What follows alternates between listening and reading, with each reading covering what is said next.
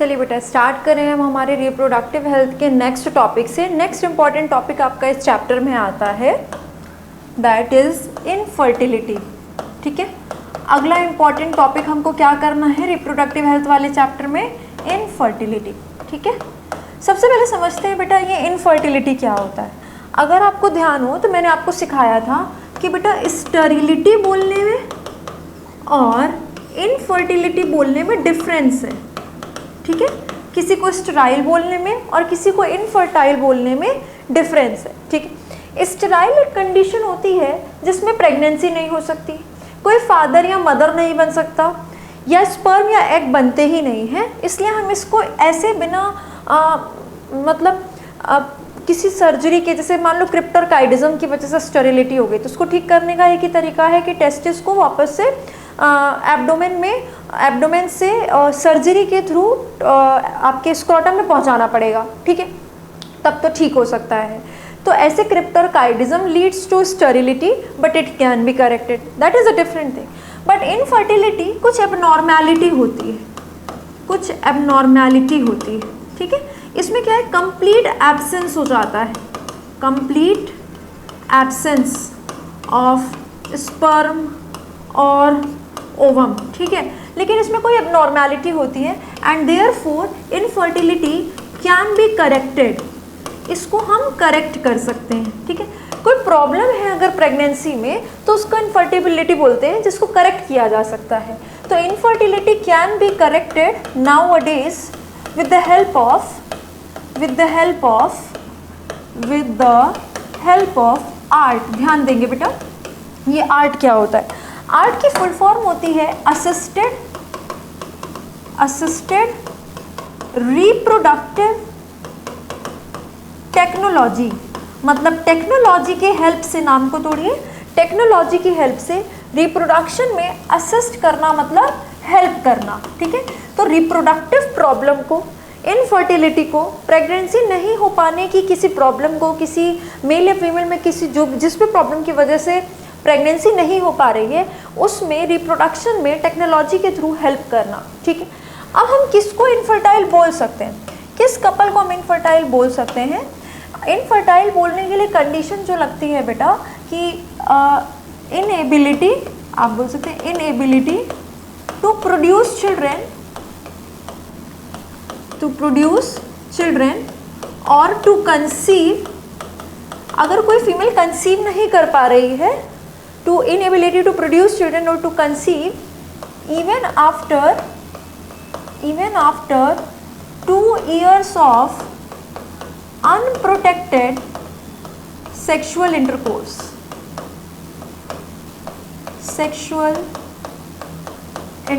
अगर बेटा 2 साल के दौरान में भी अनप्रोटेक्टेड सेक्सुअल इंटरकोर्स यानी क्वाइटस या कॉपुलेशन, जिसमें कोई भी कॉन्ट्रासेप्टिव मेथड यूज़ नहीं किया गया है, उसके बाद भी फर्टिलाइजेशन नहीं हो पा रही है, वो फीमेल कंसीव नहीं कर पा रही है, तब जाके हम कहते हैं कि वो कपल में इनफर्टिलिटी है। मतलब मेल के सीमेन या फीमेल के एग या फैलोपियन ट्यूब या यूट्रस या इम्प्लांटेशन, किसी चीज़ में कोई प्रॉब्लम है, तब हम इनफर्टिलिटी शब्द का इस्तेमाल करते हैं, जिसको हम आर्ट की हेल्प से ठीक कर सकते हैं। ठीक है, अब आर्ट के अंदर बेटा टेक्नोलॉजी है, बहुत सारी टेक्निक्स होती हैं, जिसमें से कुछ टेक्निक्स हम लिख सकते हैं। मैं आपको कुछ टेक्निक्स लिख के बता रही हूँ उनके बारे में। एग्जाम्पल, आर्ट में जैसे आप एग्जाम्पल्स पढ़ सकते हैं। आपने खूब सुना होगा टेस्ट ट्यूब बेबी के बारे में, जिसमें IVF होता है। पहले मैं आपको नाम और इसकी फुल फॉर्म बताती हूँ। IVF एक टेक्निक होती है। IVF की फुल फॉर्म होती है बेटा इन विट्रो फर्टिलाइजेशन। पहली टेक्निक ये होगी। अब नाम देखो इसका, इन विट्रो मतलब 2 शब्द होते हैं अपने पास, फिर से इन वीवो और इन विट्रो। इन वीवो का मतलब होता है inside living condition, living environment. ठीक है, और इन विट्रो मतलब outside living system, living condition या living environment. For example in test tube, in lab अगर living condition, living body, living organism के बाहर कोई चीज़, सेम एनवायरनमेंट तो क्रिएट करना पड़ेगा।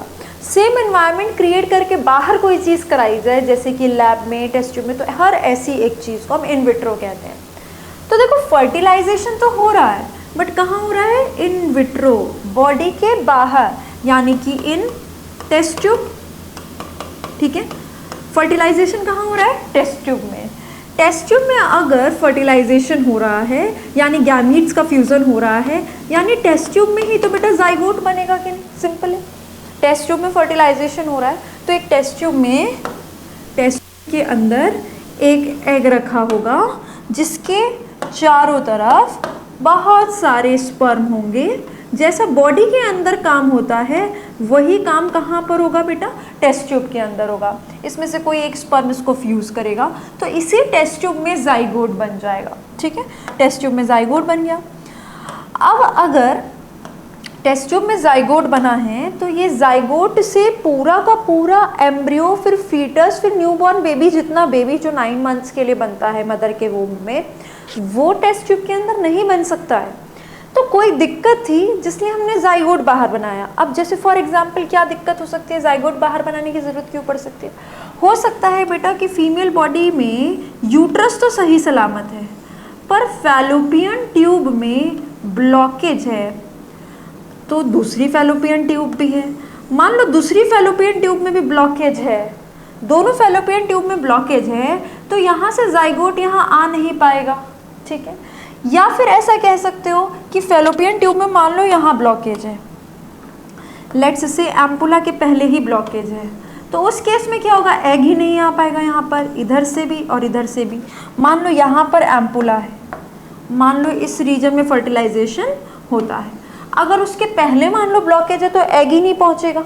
ठीक है, तो फर्टिलाइजेशन नहीं हो पाएगी, और उसके बाद ब्लॉकेज है तो स्पर्म ही नहीं पहुंच पाएगा, तो फिर फर्टिलाइजेशन नहीं हो पाएगी। तो उस केस में होगा क्या? हम स्पर्म और एग को कलेक्ट करके बाहर टेस्ट ट्यूब में फर्टिलाइजेशन कराएंगे, टेस्ट ट्यूब में जाइगोट बनाएंगे। ठीक है, अब जाइगोट बनाने के बाद उस जाइगोट को यहाँ लाके इम्प्लांट करना पड़ेगा, या यहाँ इम्प्लांट करना पड़ेगा, या यहाँ इम्प्लांट करना पड़ेगा। तो दो ऑप्शन होता है कि बाहर जाइगोट बना तो लिया, क्योंकि फर्टिलाइजेशन बॉडी में नहीं हो पा रही थी, तो फर्टिलाइजेशन टेस्ट ट्यूब में हो गई। अब या तो एक कंडीशन है कि इस जाइगोट को, ये सब हटा देती हूँ,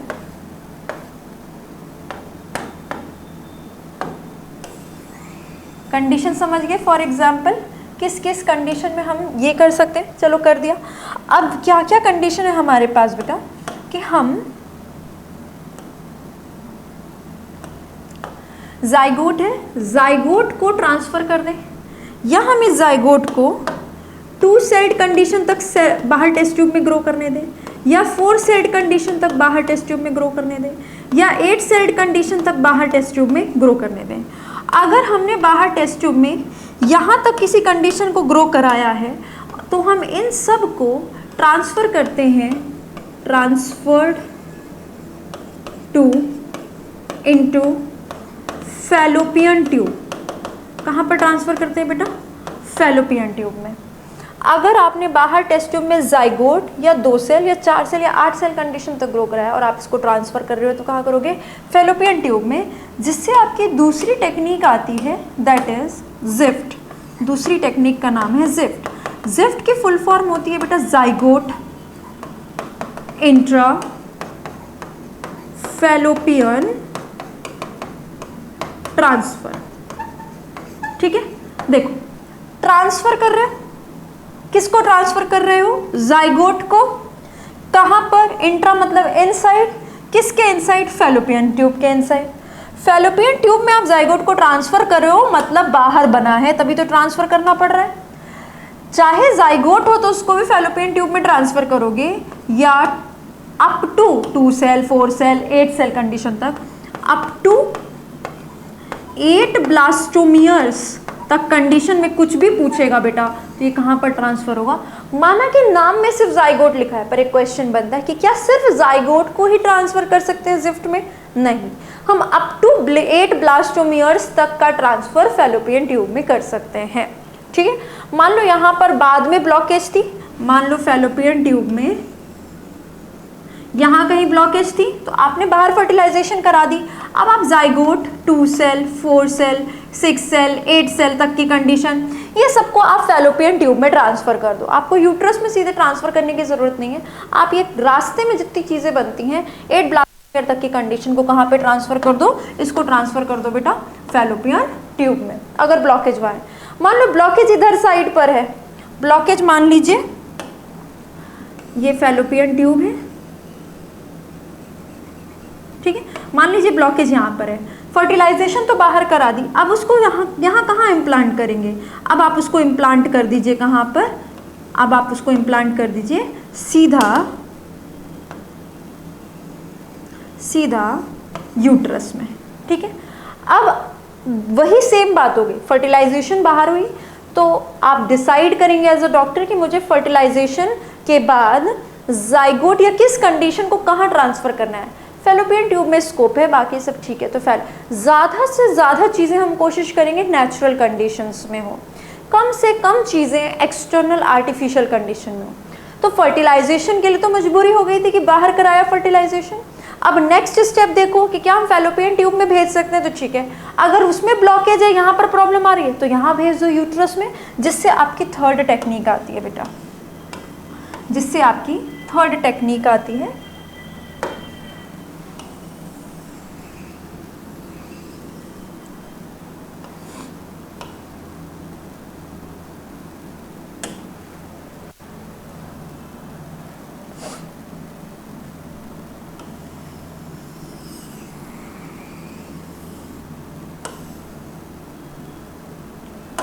अब अपने पास थर्ड टेक्निक आती है बेटा, दैट इज IUT। क्या नाम है? IUT। इसको कहते हैं इंट्रा यूटराइन ट्रांसफर, मतलब ट्रांसफर कर रहे हैं कहाँ पर, यूट्रस के इनसाइड।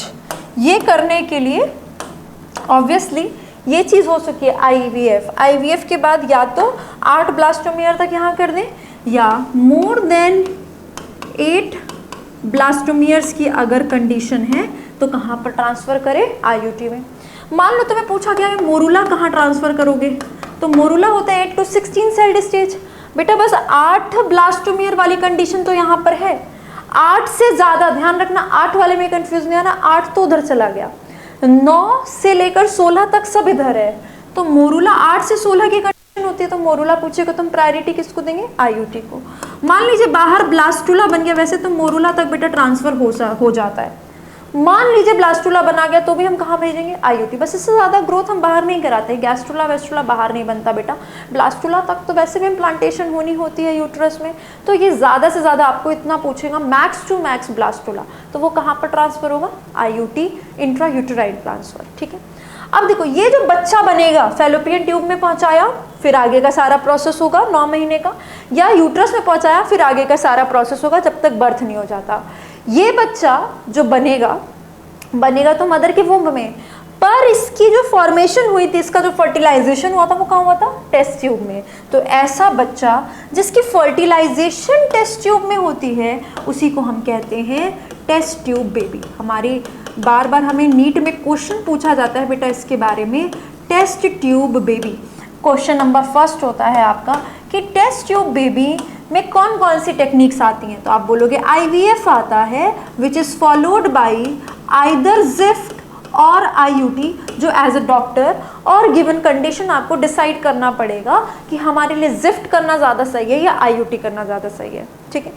बच्चे कई बार क्वेश्चन पूछते हैं कि मैम बढ़िया है ना, अगर IVF हो ही गया है तो जिफ्ट करने की क्या ज़रूरत है, बाहर ही थोड़ा और ग्रो कर लेते हैं फिर सीधा IUT कर सकते हैं बेटा, बट अगेन नेचुरल कंडीशन में चीज़ें ज़्यादा सेफ होती हैं, ज़्यादा सक्सेसफुल होती हैं। तो हम कोशिश करेंगे कि ज़्यादा से ज़्यादा चीज़ें अनटिल अनलेस कोई प्रॉब्लम हो जिसको हम करेक्ट, हम कोशिश करेंगे ज़्यादातर चीज़ें नेचुरल कंडीशन में हो, ठीक है। अब देखो, तो अब दोनों चीज़ें नहीं होंगी, इसमें से कोई एक चीज़ होगी। एक एम्ब्रियो को तो आप एक ही जगह पहुंचा सकते हैं ना, तो IVF तो होगा which is followed by either GIFT और IUT। पर ये तीनों टेक्निक्स हैं जो टेस्ट ट्यूब बेबी में यूज़ की जाती है। टेस्ट ट्यूब बेबी कैसे बेबी को कहते हैं, जिसका fertilisation, test tube baby is a baby जिसके बनने के लिए जो फर्टिलाइजेशन हुई थी बेटा, वहाँ कहाँ पर हुई थी, टेस्ट ट्यूब में, टेस्ट ट्यूब में, यानी इन विट्रो हुई थी। ठीक है, एक बार लाइन लिखी हुई थी ऐसे कि टेस्ट ट्यूब बेबी में पूरी फॉर्मेशन बेबी के टेस्ट ट्यूब में होती है। नहीं नहीं नहीं नहीं, उसकी फर्टिलाइजेशन टेस्ट ट्यूब में हुई थी। फिर हमने डिसाइड किया कि फर्टिलाइजेशन टेस्ट ट्यूब में हुई तो अगर जाइगोट है या अप टू 8 ब्लास्टोमियर कंडीशन है तो हम क्या कर देंगे, जिफ्ट कर देंगे। और मोर देन 8 ब्लास्टोमियर की अगर कंडीशन है तो हम क्या कर देंगे बेटा, हम कर देंगे IUT। ठीक है, तो IUT हो गया, जिफ्ट हो गया और ये हो गया IVF। 3 चीज़ें आ गई हमारे पास। ठीक है, मोरूला ब्लास्टुला पूछे तो भी IUT में चला जाएगा। ये होता है टेस्ट ट्यूब बेबी का कॉन्सेप्ट। ठीक है, एक कंडीशन और होती है, ये तो हमने पढ़ा अभी 3। देखो क्या क्या टेक्निक पढ़ी, IVF, जिफ्ट और IUT। अब नेक्स्ट टेक्निक पढ़ रहे हैं। ठीक है, नेक्स्ट टेक्निक पढ़ रहे हैं। अगला करेक्शन टेक्निक होता है बेटा AI आर्टिफिशियल इंटेलिजेंस नहीं है, AI is artificial insemination. Artificial insemination मतलब इंसेमिनेशन हो रही है, डिपोजिशन ऑफ स्पर्म हो रहा है, डिपोजिशन ऑफ स्पर्म हो रहा है इनसाइड फीमेल रिप्रोडक्टिव ट्रैक्ट हो रहा है इंसेमिनेशन, बट किसी आर्टिफिशियल तरीके से हो रहा है। ठीक है, अब आर्टिफिशियल तरीके से अगर स्पर्म को डिपॉजिट कराया जा रहा है फीमेल रिप्रोडक्टिव ट्रैक्ट में तो ये कहाँ कहाँ पर हो सकता है, या तो स्पर्म को वजाइना में कलेक्ट करा सकते हैं या यूटरस में कलेक्ट करा सकते हैं। ठीक है, तो चलो सही है, artificial insemination can done either in vagina और इन यूट्रस। अगर यूट्रस में इंसेमिनेशन होती है तो इसी टेक्निक को एक अलग नाम दे देते हैं, number 5 IUI। IUI is intra मतलब इनसाइड, यूट्राइन मतलब यूट्रस के इनसाइड इंसेमिनेशन हो रही है। ठीक है, तो आर्टिफिशियल इंसेमिनेशन 2 पार्ट में हो, समझ सकते हैं कि आर्टिफिशियल इंसेमिनेशन या तो वजाइना में भी होती है यूट्रस में, अगर यूट्रस में होती है तो भी हम उसको क्या कहते हैं, IUI। So IUI is a type of AI। ठीक है, AI वजाइना में भी हो सकता है या फिर AI IUI भी हो सकता है। और इस IUI को हमें कंफ्यूज नहीं करना है बेटा IUT से। ये तो इंट्रा यूट्राइन ट्रांसफर है जो कि IVF के बाद कर सकते हैं, और IUI इंट्रा यूट्राइन इंसेमिनेशन है जो AI का एक टाइप है। अब उसमें भी देखो ना, NCERT कहती है बेटा कि artificial insemination helps in low sperm count. कैसे लो स्पर्म काउंट में हेल्प करता है भाई, इंसेमिनेशन नेचुरल हो या आर्टिफिशियल हो, नंबर ऑफ स्पर्म तो सेम ही रहेंगे। तो NCERT ने ऐसा बताया है कि मान लो बेटा कोई हस्बैंड वाइफ है, ठीक है, फीमेल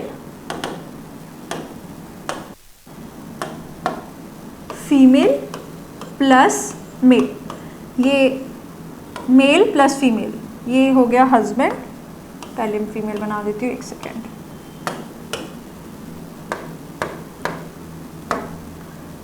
फीमेल प्लस मेल, ठीक है, ये हो गई वाइफ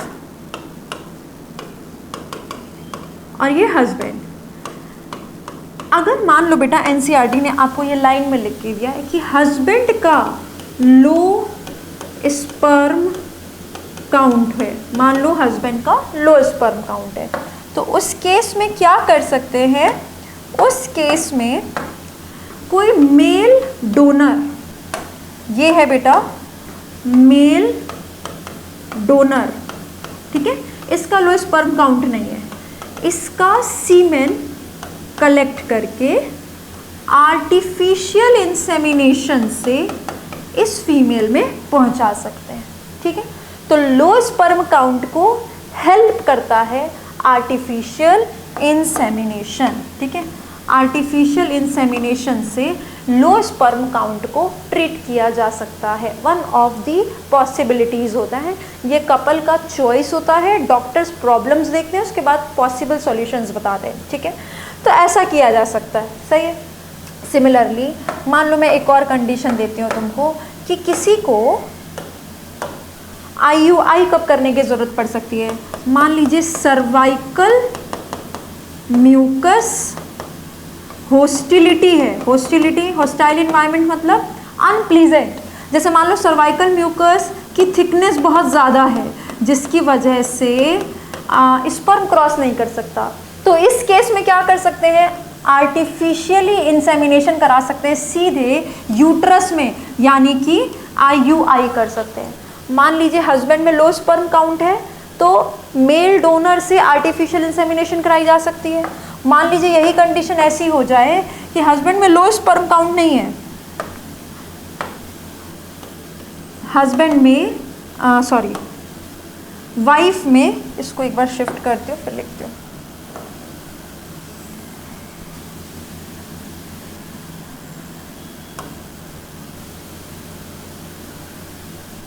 चलो नंबर 5 यहाँ पे कर दिया है, यूट्रस में अगर होगा तो इसको बोलेंगे, ठीक है। बॉक्स भी बना देते हैं एक, कोई कंफ्यूजन ना हो आपको।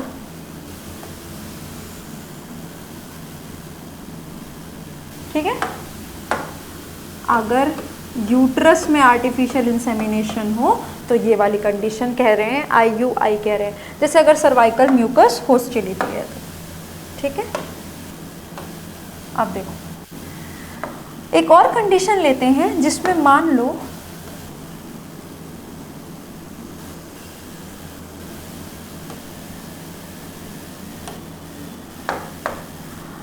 हस्बैंड में लो स्पर्म काउंट है तो ऐसा कर सकते हैं। मान लो वाइफ में सर्वाइकल म्यूकस बहुत थिक है कि हस्बैंड का जो सीमेन है वो इस म्यूकस को क्रॉस नहीं कर सकता, तो इस केस में क्या कर सकते हैं, हस्बैंड का सीमेन कलेक्ट करके, हस्बैंड का ही सीमेन कलेक्ट करके वाइफ में पहुंचा सकते हैं IUI के थ्रू। क्योंकि उस केस में बेटा वजाइना में, वाइफ के वजाइना में सीमेन पहुंचाने का कोई फ़ायदा नहीं होगा, क्योंकि उसके बाद फिर सर्वाइकल म्यूकस आएगा और फिर थिकनेस आएगी तो वो क्रॉस नहीं कर पाएगा। तो ऐसे केसेस में मान लीजिए सर्वाइकल म्यूकस थिक है या सर्वाइकल म्यूकस बहुत होस्टाइल है, अनप्लीजेंट इन्वायरमेंट क्रिएट कर रहा है स्पर्म के लिए, तो सीमेन को इकट्ठा करके AI में IUI किया जा सकता है। ऐसी कुछ कंडीशन लिखी हुई हो तो आप सोच के बता सकते हैं कि कौन सा बेस्ट अवेलेबल टेक्नोलॉजी होगा, टेक्निक होगा, जो हम आर्ट में कौन सा टेक्निक उनको सजेस्ट कर सकते हैं, किसी भी कपल को असिस्ट कर सकते हैं उनकी रिप्रोडक्शन में, फर्टिलिटी में। ठीक है, तो ये 2 और हो गए। देखो अभी तक क्या क्या पढ़ा अपन ने, IVF, ZIFT, IUT पढ़ा, इससे मिला के हमने पढ़ा टेस्ट ट्यूब बेबी क्या होता है। ठीक है, फिर हमने पढ़ा AI एंड उसी के अंदर हमने पढ़ा IUI। ठीक है, नेक्स्ट कंडीशन में आ रहे हैं, नेक्स्ट 6th नंबर बेटा, एक होता है ICSI। क्या होता है ICSI? इसकी फुल फॉर्म होती है इंट्रा साइटोप्लाज्मिक स्पर्म इंजेक्शन। ठीक है, अब इसको तोड़ दें। इंट्रा मतलब इनसाइड, इनसाइड किसके, साइटोप्लाज्म के। ये किसके साइटोप्लाज्म की बात हो रही है, एग के साइटोप्लाज्म की बात हो रही है, जिसमें स्पर्म का सीधा अगर इंजेक्शन लगा रहे हो साइटोप्लाज्म में तो only 1 sperm is required, only 1 sperm is required. ठीक है, अब ये सारा कुछ कहाँ हो रहा है, मॉनिटर में देखते देखते एक स्पर्म का इंजेक्शन नहीं लगा रहा है doctor, intra cytoplasmic sperm injection की एग में सीधे इसके साइटोप्लाज्म में एक स्पर्म का इंजेक्शन लगाया जा रहा है। ठीक है, सीधे एग के साइटोप्लाज्म में एक स्पर्म का इंजेक्शन लगाया जा रहा है। बेटा ये जो टेक्निक होती है ये इन विट्रो होती है, इन टेस्ट ट्यूब। ध्यान से NCERT पढ़ेंगे, ये टेक्निक भी कहाँ होती है, इन टेस्ट ट्यूब। यानी कि ये वाला काम कहाँ हुआ, टेस्ट ट्यूब में। बस पूरा का पूरा सीमेन नहीं चाहिए, बस पूरा का पूरा 200 से 300 मिलियन स्पर्म, जिसमें से 60% स्पर्म की शेप एंड साइज सही होती है, जिनकी शेप एंड साइज सही होती है उसमें से 40% की मोटिलिटी अच्छी होती है for normal fertilisation, for normal fertility, वो नहीं चाहिए। Only 1 sperm is required. ठीक है, तो ये काम कहाँ पर हो रहा है? टेस्ट ट्यूब में। ऐसा भी हुआ मतलब बेटा कि टेस्ट ट्यूब में ही जाइगोट बनेगा, और टेस्ट ट्यूब में जाइगोट बना तो अगेन ICSI करने के बाद भी दिस इज फॉलोड बाय, अगर ICSI इन विट्रो होता है तो यानी कि टेस्ट ट्यूब में ही ICSI हुआ। ये सारा काम कहाँ पे हुआ? एक टेस्ट ट्यूब में हुआ। ये वाला काम कहाँ पर हुआ बेटा? एक टेस्ट ट्यूब में हुआ, ठीक है। अगर टेस्ट ट्यूब में हुआ तो यहीं पर तो एक स्पर्म बन जाएगा, यहीं पर तो सॉरी जाइगोट बन जाएगा, जिसमें ये न्यूक्लियस भी है और अब इसका न्यूक्लियस भी आ गया, यानी जाइगोट कहाँ बन गया? टेस्ट ट्यूब में। तो बेटा इसको भी तो ट्रांसफर करना पड़ेगा ना। तो अगर ICSI होता है तो भी हमें इसके बाद this ICSI is followed by gift और IUT, ठीक है। इसके बाद भी जिफ्ट या IUT एक चीज करनी पड़ेगी, same condition up to 8 blastomere या 8 ब्लास्टोमियर से ज्यादा है, यानी कि ये भी बच्चा जो फॉर्म होगा उसकी फर्टिलाइजेशन कहाँ पर हुई है? टेस्ट ट्यूब में हुई है। जाइगोट कहाँ बना है? टेस्ट ट्यूब में। तो इसको भी हम क्या बोलेंगे? टेस्ट ट्यूब बेबी बोलेंगे, टेस्ट ट्यूब बेबी बोलेंगे। डिफरेंस क्या है IVF और इसमें? IVF में बेटा पूरा सीमेन, IVF के अंदर पूरा सीमेन, सेम चीज़ें होती हैं, पूरा सीमेन इकट्ठा होता है एक एग के अराउंड और फिर फर्टिलाइजेशन होती है। जब ICSI में सिर्फ एक स्पर्म रिक्वायर्ड होता है। इसीलिए टेस्ट ट्यूब बेबी में ध्यान रखना, हमको बेस्ट आंसर लगाना है बेटा। बेस्ट आंसर एक तो हो जाएगा IVF प्लस जिफ्ट और IUT, और सेकेंड प्रायोरिटी पे आप लगाएंगे, अगर ये आपको ऑप्शन में नहीं मिले तो और दूसरा ऑप्शन में हो तो बिल्कुल आप लगाएंगे ICSI प्लस जिफ्ट और IUT। ऑब्वियसली कोई एक चीज़ होगी, पर ये तीनों टेक्निक इसमें आती हैं, ठीक है। तो ये भी सही है, गलत नहीं है, ठीक है। ओवरऑल मैं आपको लिखूं तो आप टेस्ट ट्यूब बेबी के अंदर क्या क्या लिख सकते हैं? आप टेस्ट ट्यूब बेबी में बता सकते हैं कि टेस्ट ट्यूब बेबी के अंदर फाइनली क्या आ सकता है बेटा?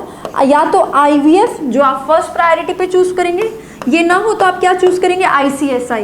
इन दोनों में से कोई एक चीज होगी which is followed by either GIFT और IUT। तो फाइनली आप ये याद रखें कि आपको इनमें से चीज़ें करनी पड़ेंगी टिक, जो भी आपके पास बेस्ट आंसर हो, ठीक है। इस चीज़ को NCERT से डिकोड करेंगे और प्रीवियस ईयर क्वेश्चन में ध्यान से टिक करेंगे। टेस्ट ट्यूब बेबी में कौन कौन सी टेक्निक होंगी? IVF, gift and IUT। तो IVF तो हो गई, उसके बाद जिफ्ट या IUT में से कोई एक चीज़ होगी। और अगर IVF ऑप्शन में ना हो तो ICSI लगाएंगे, क्योंकि इसके बाद भी हमको जिफ्ट या IUT करना पड़ेगा। अगर हम ICSI और जिफ्ट IUT करते हैं तब भी जो बेबी होगा उसको हम टेस्ट ट्यूब बेबी बोलेंगे। इसमें बस पूरा सीमेन होता है, इसमें सिर्फ एक स्पर्म का इंजेक्शन डायरेक्टली लगता है, ठीक है। चल अब बच्चे आप ये बोल सकते हो कि मैम इसमें तो सिर्फ एक स्पर्म चाहिए, यानी this is also helpful in low sperm count, ठीक है, लो स्पर्म काउंट। बट मेरा एक बार का नीट का क्वेश्चन है, लो स्पर्म काउंट में कौन सी टेक्निक यूज होगी? ऑप्शन थे AI, IUI, IUT, ICSI, ठीक है। तो तुम बोलोगे कि इस तो सिर्फ और सिर्फ एक स्पर्म चाहिए, तो लो स्पर्म काउंट में ही हेल्पफुल है। पर बेटा आंसर था ये, क्यों? क्योंकि NCERT में लो स्पर्म काउंट किसके लिए लिखा हुआ है? इसके लिए लिखा हुआ है, AI के लिए। और वो मैंने आपको बताया भी कैसे दिया हुआ है। माना कि ये भी बहुत हेल्पफुल है, पर बेटा ये आपकी सेकंड प्रायोरिटी है, क्योंकि NCERT में लो स्पर्म काउंट AI के लिए दिया हुआ है। अगर AI ऑप्शन में ना हो तो आराम से ICSI लगाइए, तब तो कोई दिक्कत नहीं है, ठीक है। क्योंकि ICSI is also very helpful in low sperm count, सिर्फ एक स्पर्म चाहिए होता है इसमें। बट NCERT में AI के लिए लो स्पर्म काउंट की लाइन लिखी हुई, आप इसको करेक्ट मानेंगे। अगर AI ऑप्शन में नहीं है तो आप क्या लगा देंगे? ICSI लगा देंगे, सही है। तो ये हो गया आपका ICSI। एक और टेक्निक होती है बेटा, एक और टेक्निक होती है, यहीं पर लिख देते हो 7th नंबर।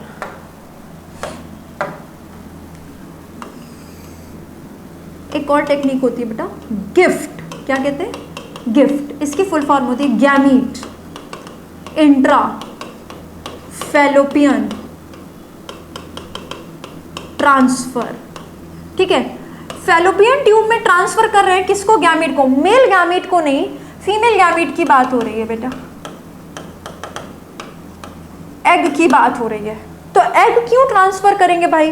क्योंकि वो फीमेल खुद एग प्रोड्यूस नहीं कर पा रही है। तो egg from a female donor, from a donor female is transferred into the fallopian tube of a female who cannot produce one। एक ऐसी फीमेल जो एग प्रोड्यूस नहीं कर सकती, बाकी सब ठीक है, फैलोपियन ट्यूब ठीक है, फर्टिलाइजेशन हो सकती है, सर्वाइकल म्यूकस की कोई हॉस्टिलिटी नहीं है, स्पर्म आ सकता है, यूट्रस बिल्कुल सही है, इम्प्लांटेशन हो सकती है, सब कुछ सही है, बस वो ओजेनेसिस नहीं हो रहा, उसमें एग प्रोड्यूस नहीं हो रहा। तो ऐसे केस में कोई दूसरी फीमेल एक एग एक ऐसी फीमेल को गिफ्ट कर सकती है, ऐसे याद रखो, ठीक है। तो अगर सीधे फैलोपियन ट्यूब में एक एग बाहर से पहुंचा दिया जाए तो उसके बाद सारा प्रोसेस नेचुरली हो सकता है, ठीक है। ये लाइन आई नो आपको पूरी डेफिनेशन याद करने की तो क्या ही ज़रूरत हो सकती थी, बट बेटा कुछ लाइंस बहुत इंपॉर्टेंट होती हैं एनसीईआरटी की और प्रीवियस ईयर क्वेश्चन की, जो एज इट इज़ आते हैं, तो आपको कुछ लाइंस याद रखनी है, ठीक है।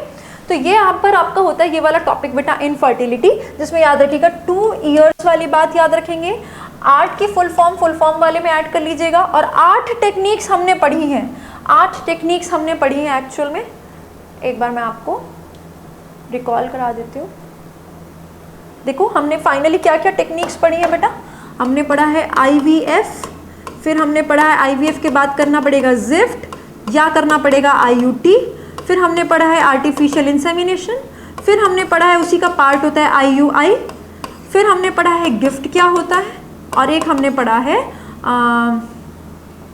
क्या छूट गया, IAI IUI गिफ्ट ज़िफ्ट कुछ छूट रहा है, हाँ ICSI, ठीक है, ICSI, ठीक है। तो ICSI या IVF करने के बाद ज़िफ्ट या IUT करना पड़ता है, जिससे हमको पता चल जाता है टेस्ट ट्यूब बेबी का क्वेश्चन, ये पूछा जाता है, ठीक है, खूब बारी पूछा गया, आपको प्रीवियस ईयर क्वेश्चन में मिलेगा।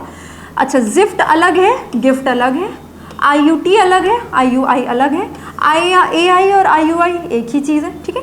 तो इस तरह से हमने एक बार तो नीट के क्वेश्चन में बेटा ICSI की फुल फॉर्म पूछी गई थी, तो फुल फॉर्म भी है प्रीवियस ईयर क्वेश्चन में, ICSI की फुल फॉर्म आपको मिलेगी प्रीवियस ईयर क्वेश्चन में। तो ये आप जितना भी आपको बताया उतना अच्छे से याद कर लीजिए, तो आपके इस वाले टॉपिक के सारे क्वेश्चन बन जाएंगे। थोड़ा सोच के बताया इसलिए बेटा क्योंकि कोई कंडीशन दी हुई हो तो आप बता सकते हैं। एज अ डॉक्टर हमेशा सोचिए कि हम क्या बेस्ट सजेस्ट कर सकते हैं, तो उस हिसाब से आप क्या सजेस्ट करेंगे, कहाँ पर क्या प्रॉब्लम हो सकती है, तो वो वाला चीज़ जो है हेल्पफुल हो सकता है। मान लीजिए किसी फीमेल में सब कुछ ठीक है पर उसकी यूट्रस में इम्प्लांटेशन नहीं हो सकती, तब उस केस में सरोगेसी ऑप्ट कर सकते हैं, उस केस में सरोगेसी ऑप्ट कर सकते हैं, ठीक है। सरोगेट मदर मतलब जो बेबी होगा वो किसी थर्ड पर्सन के वुम्ब में, थर्ड फीमेल की वुम्ब में, अनदर फीमेल की वुम्ब में इम्प्लांट करा दिया जाएगा और 9 महीने के लिए जो उसका पालन पोषण होगा वो वहाँ पर होगा। तो इस तरह से बहुत सारी टेक्निक्स होती हैं जो आपको याद रखनी होती है। इतना आप अच्छे से याद करेंगे तो आपके नीट के सारे क्वेश्चन सॉल्व हो जाएंगे, ठीक है। फिर मिलेगा नेक्स्ट टॉपिक में। Thank you so much.